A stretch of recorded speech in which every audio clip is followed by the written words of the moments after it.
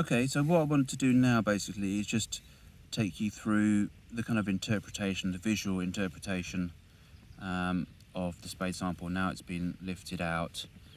You can obviously combine this test with things like earthworms, for example, where you break open the whole sample and count out the earthworms.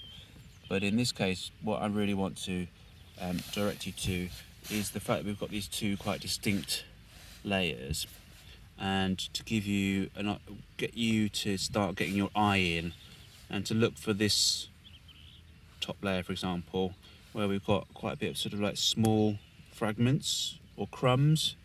Basically, it's quite sort of loose if you move the soil, as opposed to down here, you know, it's actually like quite solid, basically.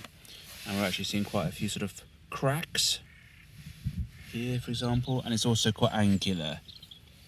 Yep. So in this lower layer here, for example, this is effectively the subsoil.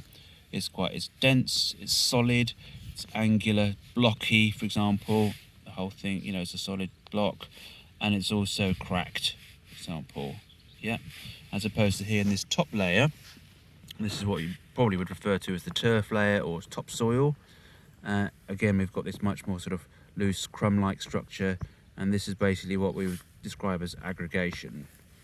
So the final thing I'd do at this point basically is just pop the ruler in here and just take a reading. So if we wanted to take some kind of empirical or quantitative figure from this sample, we'd probably measure the topsoil as being about 8 centimeters or so, this kind of depth to here.